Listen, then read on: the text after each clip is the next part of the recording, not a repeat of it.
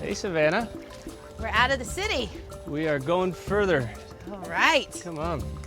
I like this Panama pontoon Listo, Enrique. boat. Vamos. So this is Lake Gatun. That's called Gamboa. And right under that bridge is the Panama Canal. Everybody talks about the Panama Canal being this man-made wonder of the world, but it's really surrounded by a natural wonder that's maybe even more interesting.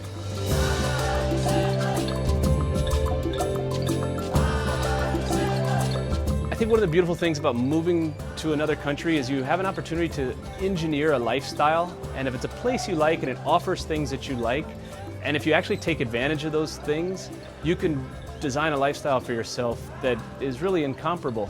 This is sort of your getaway from town, This is relax time. Yeah, this is a great way to get away. Jungle, lakes, all the animals that go with it, it's fantastic. Obviously, the lifestyle here is amazing. You've got your city, you can drive a short distance, come here, go to the Caribbean. Was there ever a moment where you felt like you wanted to go back to the States, or you missed it, or? Yeah, I mean, the lifestyle doesn't come out of the box. You don't move and come with a lifestyle. Lifestyle it takes time to engineer it, and it can be frustrating. You know, your first few months you're excited, you're doing a lot of things, and then you realize that the culture's different, and that period after the first couple months, maybe the first year, that's when people, you know, they either adapt and they engineer a lifestyle for themselves that really works out, or they don't. And certainly in that period, there were times where I thought to myself, you know, did I make the right decision? Should I go home? The first time I really had doubts was about a year after I moved, and I had been running the youth hostel, and I got sick at some point. I got a bad fever. I got dengue fever. For a couple weeks, laid up on this little, almost a tree house, which was kind of my room there, and I couldn't do anything for myself. I didn't have anybody to do anything for me. I just felt completely, you know, impotent. And that was the first time I realized that, you know, you really are alone. I felt that I may have made a mistake. I think it was a realization that I'd gotten myself into something that was deeper than maybe I had realized. A friend of mine drove by, threw up a copy of Don't Stop the Carnival. Which, of course, I read that and felt worse. I read it, and it's about a guy from New York who goes down to the island somewhere and buys a hotel thinking he's found the ideal lifestyle. And he realizes that, you know, what looks like ideal when you're on vacation is very different when you're actually doing it.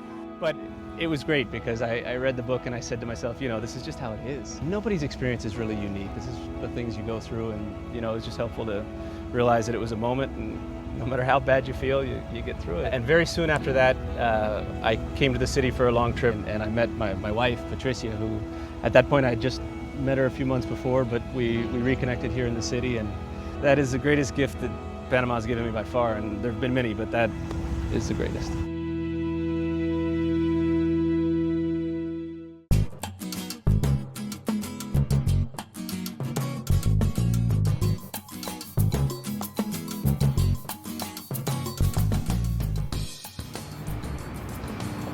Welcome to Canal House.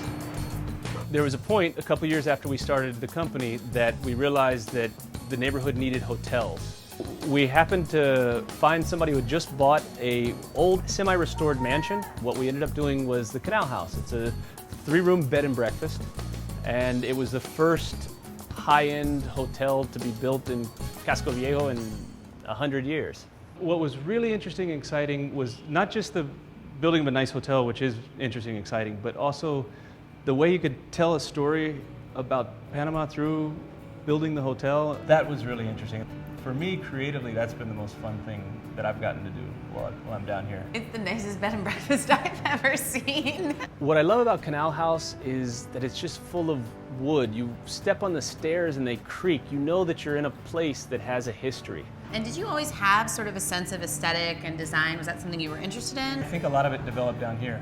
I think that I'm around people, my partners, they're just very creative people, and so I've really discovered Panama through their eyes, and especially old Panama and the history of Panama through their eyes, and that's been great.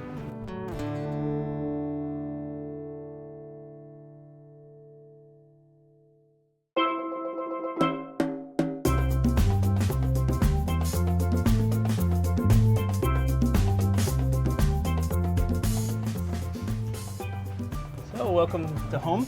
I like home. Now I know why you live here. Let me introduce you to Patricia. Hi.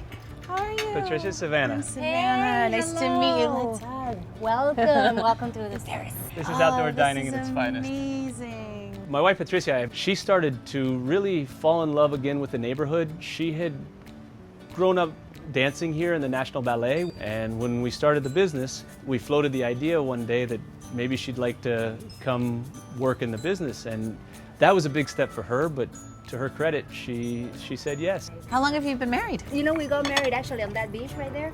Oh, wow. It was a beach party. It was that beach. And then from there we walked and we had the reception right there at Canal House on the corner. It was a big party. That's what a wedding should be, a party, right? Exactly. Yeah. Especially if you plan it in 6 days. You Oh know? my goodness. And she wasn't pregnant. Okay, No. yeah. So this little tomato that you see here, this was grown in our yard right here. Oh. But it's from a new NGO that's called Urban Gardens.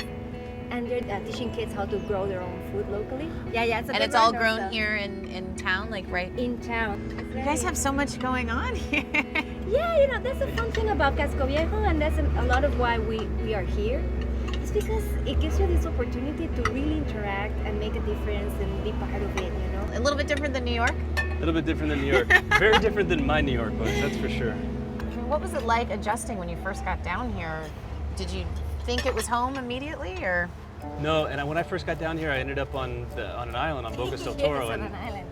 it's a very small island, so it was a huge culture shock going from big to small.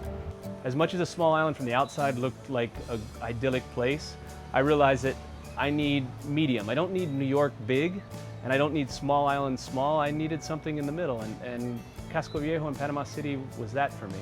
It's funny how you can look over there and see the ocean and everything, and then there's the big buildings. Yeah, the new and the old, no? Yeah. And here we are in the middle.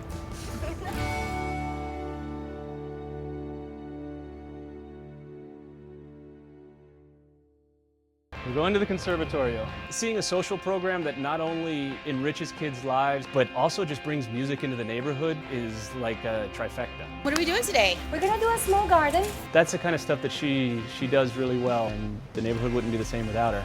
I can't think of anywhere else I'd rather be. It's all trying to be a part of a community that's trying to grow and revitalize without losing its character and its soul and its authenticity. And